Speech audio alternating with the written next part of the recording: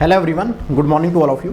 सभी लोगों को गुड मॉर्निंग। आज का ये छोटा सा एक वीडियो स्पेशल है आप लोगों के लिए जिन बच्चों ने CPCB का एग्ज़ाम दिया है जो कि 18 जून को हुआ था। आंसर की आई है तो उसमें से मेरे को इस क्वेश्चन का काफ़ी बच्चों ने बोला है कि सर इस क्वेश्चन का एक बार आंसर बता दीजिए क्या आने वाला है।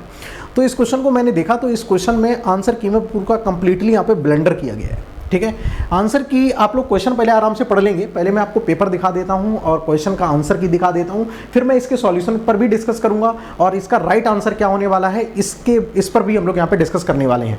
तो वन बाई वन हम लोग देख लेते हैं। तो सबसे पहले तो मैं आप लोगों को क्वेश्चन पेपर दिखाता हूँ। ठीक है, इसका जो क्वेश्चन पेपर आया है यहाँ पे ये रहा भैया आपका क्वेश्चन पेपर। तो क्वेश्चन पेपर आप लोगों ने देखा होगा, ये 18 जून को एग्जाम हुआ था। ठीक है, वन ऑफ माय स्टूडेंट ने मेरे को ये PDF सेंड करी है जिसमें आपके 50 क्वेश्चंस टोटल पूछे गए थे। तो ये जो थर्मोडायनामिक्स का क्वेश्चन है ये क्वेश्चन नंबर आपका 40 है, राइट।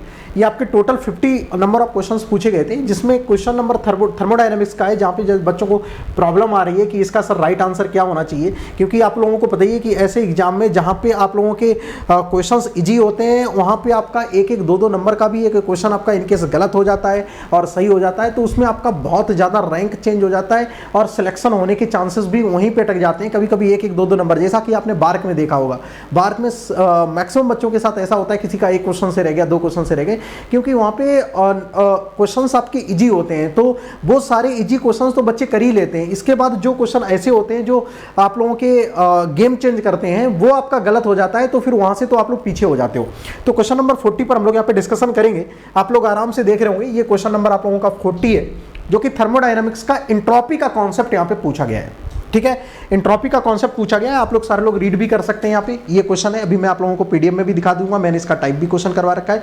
ये क्वेश्चन नंबर 40 है। अब मैं इसका आंसर की आप लोगों को दिखाता हूँ। इसका आंसर की जो CPC वालों ने दिया है वो भैया आपका आंसर दिया है 40th का आपका आंसर दिया है B पार्ट। 40th का आंसर जो इन्होंने दिया है वो है B पार्ट। बस यही चर्चा का विषय बना हुआ है कि B पार्ट कैसे हो सकता है।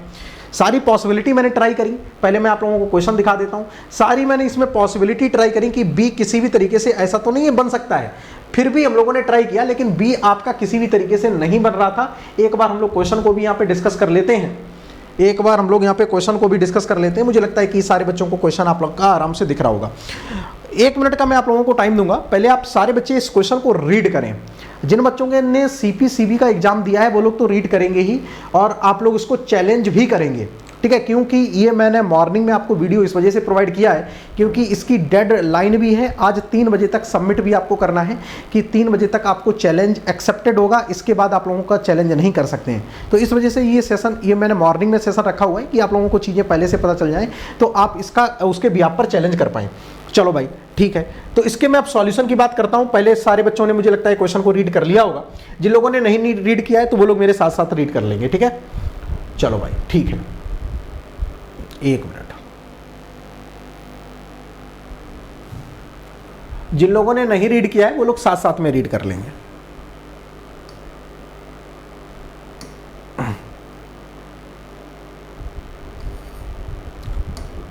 जस्ट 1 मिनट, ठीक है, मैं अभी देख लेता हूं क्या प्रॉब्लम है इसमें।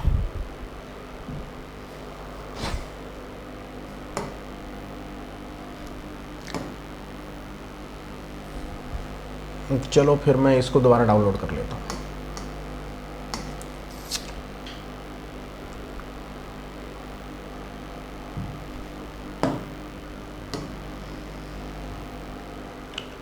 फाइन, ये देखो आप लोगों के सामने क्वेश्चन है, आराम से आप लोगों को दिख रहा होगा, आराम से सारे बच्चे रीड कर लेंगे, आराम से सारे बच्चे इसको रीड कर लेंगे और जस्ट 1 मिनट का टाइम दीजिए मेरे को।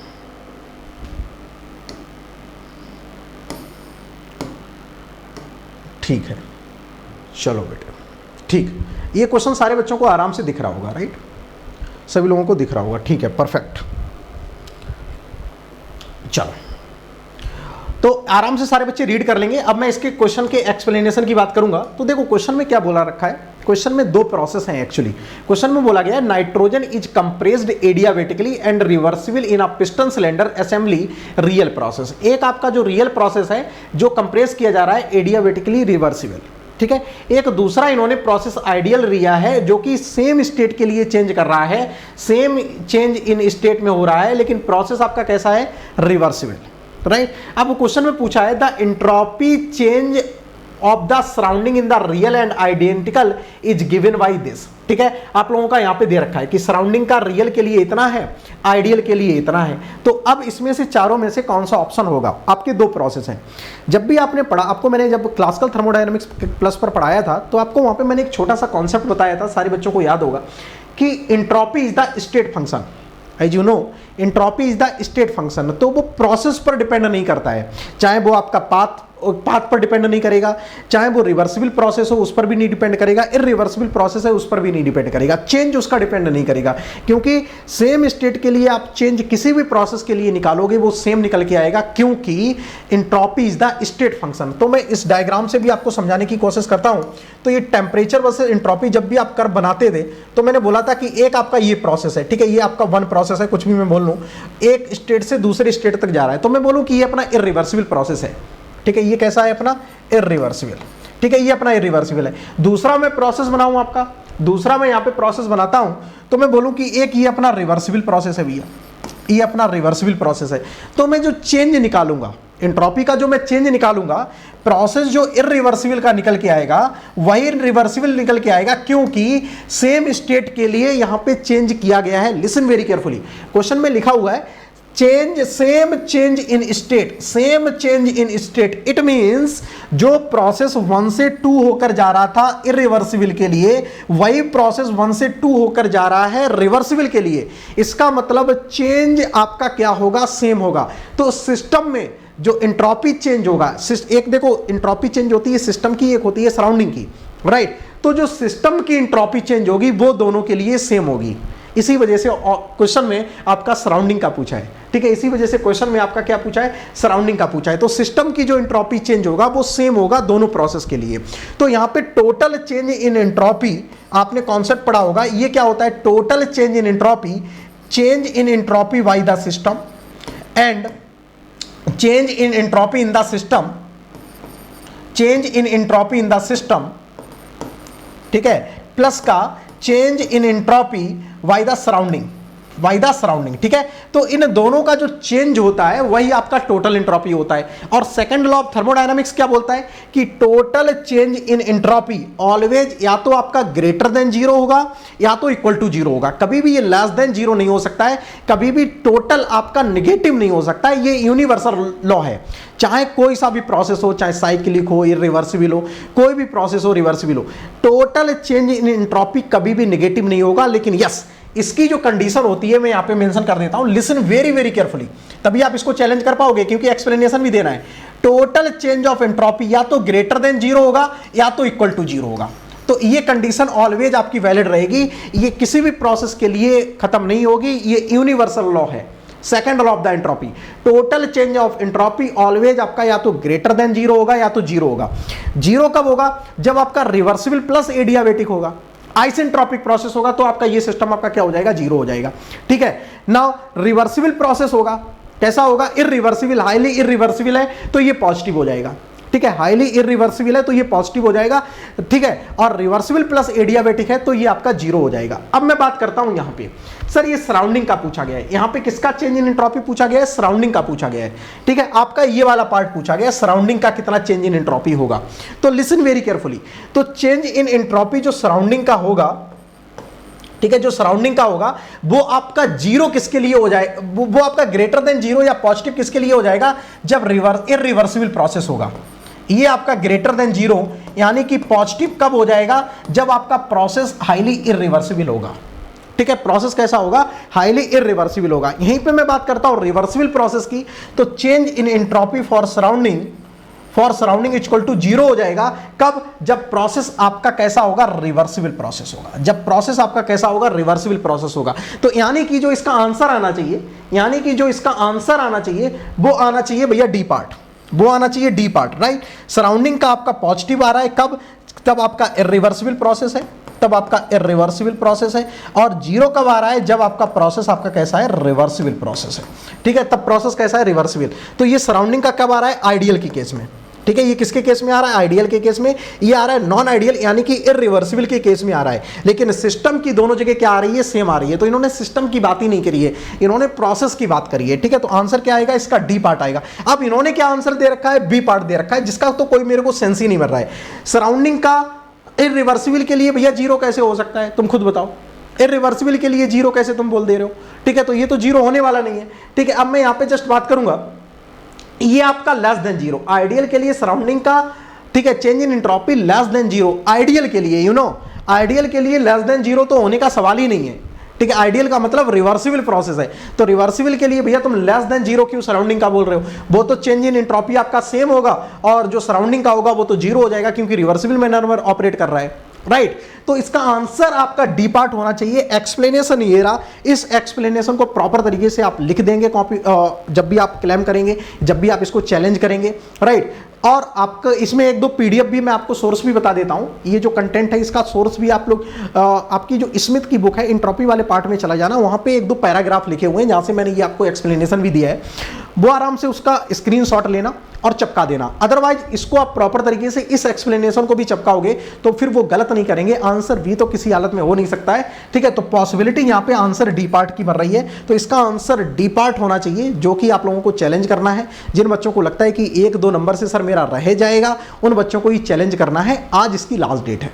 ठीक है, आज इसकी लास्ट डेट है, तो आप लोगों को लगता है कि भैया चैलेंज करना है तो आप लोग चैलेंज कर सकते हो। राइट, चलो, तो ये रहा भैया आपका सॉल्यूशन जो कि मैंने आप लोगों को प्रोवाइड कर दिया है। लेकिन यस, कुछ बच्चे बोल रहे होंगे कि सर पूरा पेपर का भी सॉल्यूशन करवा दोगे क्या? बिल्कुल, पूरा पेपर का भी आपको मिल जाएगा। ठीक है, मैं पूरा पेपर का भी आपको यहाँ पे सॉल्यूशन करवा दूंगा, बिल्कुल टेंशन मत लो। ठीक है, जस्ट मेरे को थोड़ा सा फ्री होने दो, अभी मेरा डिस्टिलेशन चल रहा है तो उसमें मेरा को थोड़ा सा टाइम ज़्यादा लग रहा है। पूरा पेपर भी मैं आप लोगों को सॉल्यूशन करवा दूंगा। ठीक है, आप लोग इन फ्यूचर में कभी एग्जाम देने जाते हैं, बहुत सारे क्वेश्चन तो ये देखो पूरा क्लासरूम से क्वेश्चन पूछा गया है। यूनिट अभी मैंने 2 दिन पहले पढ़ाई है। ठीक है, डायमेंशनलेस नंबर आपकी क्लासरूम से सीधा सीधा पढ़ाया है। ठीक है, अभी आप लोग चेक करेंगे जाके नोट्स में आपको सीधा मिल जाएगा ये। ठीक है, सीधे सीधे कॉपी पेस्ट क्वेश्चन हुए हैं, सीधे सीधे कॉपी पेस्ट क्वेश्चन हुए हैं जितने भी मास ट्रांसफर के यहां से पूछे गए हैं। मास ट्रांसफर का एक सिंगल ऐसा क्वेश्चन नहीं है जो क्लासरूम के नोट्स में नहीं लिखा है। ठीक है, सारे सीधे सीधे आपके नोट्स में लिखे हुए। यूनिट अभी मैंने कल लिखवाई है, ये सारे क्वेश्चन आप लोगों के पूछे गए। ओके, तो इनको मैं आप लोगों को प्रोवाइड कर दूंगा, या तो डीपीपी के फॉर्मेट में प्रोवाइड कर दूंगा, या तो कहीं ना कहीं इनके सॉल्यूशन आप लोगों को करवा दूंगा। लेकिन ये पूरा पेपर का मैं सॉल्यूशन आपको एट द लास्ट कहीं ना कहीं करवा दूंगा। ठीक है, चलो, तो ये रही भैया बात। तो जिन बच्चों को लगता है कि सर चैलेंज करना है वो लोग चैलेंज कर देंगे। जो हमारे 3rd ईयर और 2nd ईयर के स्टूडेंट हैं या फाइनल ईयर के स्टूडेंट हैं जो तैयारी कर रहे हैं, उनके लिए एक जस्ट मैसेज है। और जिन बच्चों को भी अभी प्लस ज्वाइन करना है तो आने वाले टाइम पर 1-2 दिन में आप लोगों को ऑफर आ सकता है। ठीक है, 1-2 दिन में ऑफर आ सकता है। तो मैं यहाँ पे बता देता हूँ कि करंट टाइम पे मैं आप लोगों को क्या पढ़ा रहा हूँ, किस तरीके से आप लोगों को अपनी चीज़ें हमारे साथ लेकर चलनी है, वो मैं आप लोगों को बता देता हूँ। यहाँ पे भैया गेट 24 के लिए मैं आप लोगों को प्रिपरेशन करवा रहा हूँ। ठीक है, यहाँ पे जस्ट बता देता हूँ, गेट 24 के लिए मैं आप लोगों को प्रिपरेशन करवा रहा हूँ भैया। ठीक है, गेट 24 जिन बच्चों को भी एग्जाम लिखना है, गेट 2024 का जिन बच्चों को भी एग्जाम लिखना है, या 2025 का भी जिन बच्चों को भी एग्जाम लिखना है, वो लोग अभी स्टार्ट कर सकते हैं। अभी स्टार्ट कर सकते हैं। आप लोगों को पता है 7 इतना मंथ आप लोगों के पास बचा हुआ है, इतना मंथ्स आपके पास रिमेनिंग है। ठीक है, ये आपके पास रिमेनिंग है। ठीक है, ये आपके पास बचा हुआ है, तो आपको इसको परफेक्ट तरीके से इफेक्टिवली वे में यूटिलाइज करना है। तो अभी आप लोग प्लस ज्वाइन कर सकते हो।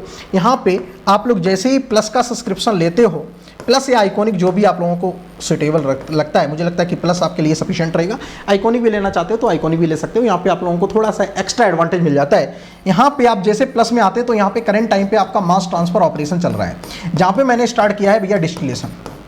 ठीक है, कल ही आपका फ्रैक्शनल डिस्टिलेशन हुआ था, 3 लेक्चर हुए हैं। जिन बच्चों को भी कंप्लीट करना है वो लोग जाके डिस्टिलेशन कंप्लीट कर लें, और हमारे साथ शाम को 5 बजे आराम से क्लास होती है, आप उसको कंटिन्यू कर सकते हैं। मंडे टू आपकी फ्राइडे क्लास रहती है। ठीक है, वीक डेज में आपकी क्लास रहती है, आराम से आप लोग कर सकते हो। जिन बच्चों को भी प्लस और आइकॉनिक लेना है और हमारे गाइडेंस में आपको मूव करना है, तो प्लस और आइकॉनिक लेते टाइम पे आपको हमारा कोड जरूर ध्यान रखिएगा। Code is the very very important. Code आपको यूज करना है MR100। ठीक है, तो this the my referral code. जिससे आपको और हमको कनेक्ट करता है ये कोड। ठीक है, इस कोड के बहुत सारे एडवांटेज हैं। जैसे आप इस कोड को यूज करते हुए लेते हैं और मेरे से आप डिस्कशन करते हैं तो आपको एक परफेक्ट गाइडेंस मैं प्रोवाइड करता हूं, परफेक्ट स्ट्रेटजी प्रोवाइड करता हूं, किस समय पे किस चीज की रिक्वायरमेंट है आप मेरे से आराम से डिस्कस कर सकते हैं। सारे बच्चे अलाउड रहते हैं, कभी भी मेरे को डिस्कस कर सकते हैं, कभी भी कोई भी समस्या है मेरे से आराम से पूछ सकते हैं। ठीक है, तो स्पेशल आप लोगों को गाइडेंस यहां से प्रोवाइड की जाती है जैसे ही आप लोग कोड यूज करते हैं MR100। ठीक है, तो एक तो ये फीचर रहा आप लोगों का अनअकैडमी का। जिन बच्चों को भी अभी अनअकैडमी पर आना है, प्लस के साथ मूव करना है, तो वो लोग जरूर मूव कर सकते हैं इस कोड को यूज करते हुए। 1-2 दिन में ऑफर आ जाएगा, उसके बाद ज्वाइन कर लेना, या अभी आप लोगों को जल्दी से ज्वाइन करना है तो अभी भी आप लोग ज्वाइन कर सकते हो, कोई ऐसा इशू है नहीं। ठीक है जी, तो ये था भैया आप लोगों के लिए एक छोटा सा सेशन, और इस सेशन से आप लोग इसको चैलेंज कर सकते हैं। इसका बी पार्ट तो आंसर नहीं होगा, इसका डी पार्ट आंसर होगा, तो सारे बच्चे इसको चैलेंज कर सकते हैं। तो थैंक यू सो मच सभी लोगों को, bye bye, take care, enjoy करते रहो, मस्त रहो।